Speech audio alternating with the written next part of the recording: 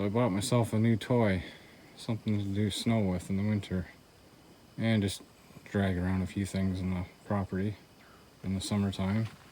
It's an older tractor, Bolens H16XL. It's got a Tecumseh motor in it, 16 horse, single cylinder. I think this thing's old, 1979 I believe, but it's tough. It's running okay. It's got a few issues. A couple of the issues are the charging system isn't working, so it's running off the battery, which isn't great because you kill the battery eventually, so you always have to put it on the charger. It has quite a substantial oil leak out of the back of the motor, or I think it's the back of the motor. It could be the valve cover as well, and a small hydraulic leak.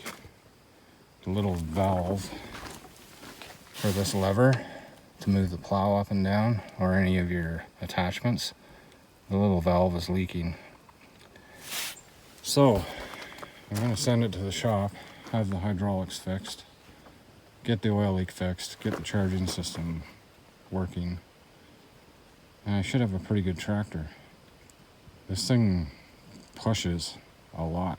I was surprised how torquey it is. It's got chains on it for the winter. So everything on this tractor is either hydraulic or shaft driven. There's no belts on this. So it's strong. They don't build them like this anymore. Let's take a look under the hood. I'll show you roughly where it's leaking oil.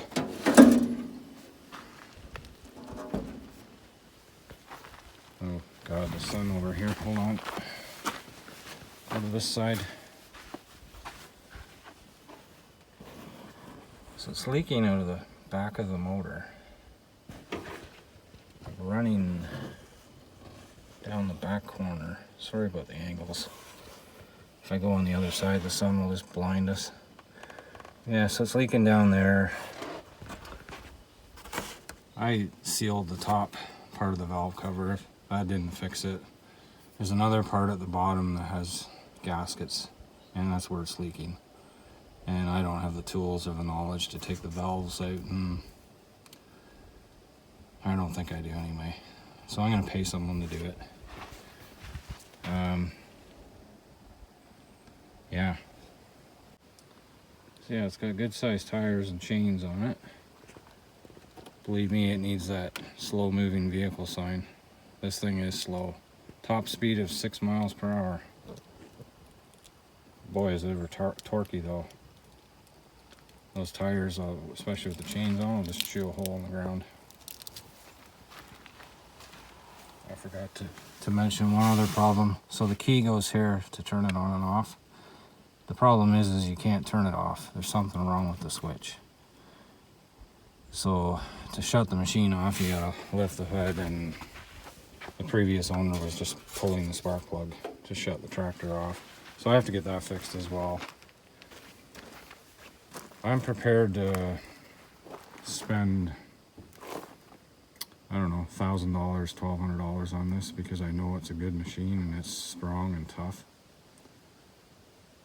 I didn't pay a huge amount of money for it, so I have room for another $1,000 or maybe $1,200 to put into it. And it'll be a really cool machine. It's going to make my life a lot easier in the winter. I have my snowblower working well now. I shouldn't say that out loud. It's running good. Everything's going. I shouldn't even talk about that thing or it'll break. But between my snowblower and this, I should have a fairly easy winter, I hope. You may ask, why buy a 1979 machine that's halfway wore out? The reason is the newer stuff is a lot of money. It's all belt driven. The transaxles are garbage. They break. They're just not strong. They're not durable. So if I get this thing working good, this thing will be certainly durable. They don't make them like this anymore. And who knows, if if I fall in love with this thing, I may do something as crazy as have the engine rebuilt. I can't see a small engine, a small Tecumseh costing a lot of money to do a total rebuild. If I like this machine, that might happen. It's fun. This thing's incredibly fun to drive. It's worth an engine rebuild as far as I'm concerned. But we'll see. We'll see. Hopefully I get a couple of years out of it the way it is, with a few repairs.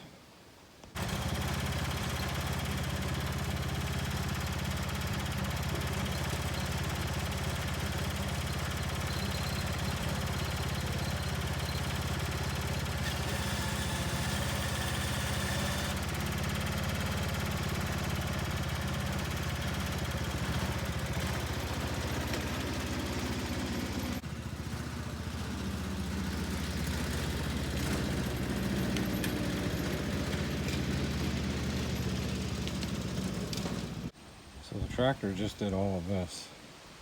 I basically just moved a small hill in my property, in my yard. Doesn't look like a hill from here, but I just pushed a lot of dirt away, leveled it all out. So if it'll do this, it'll for surely plow snow. It's got a lot of torque, that little tractor. A lot of push behind it.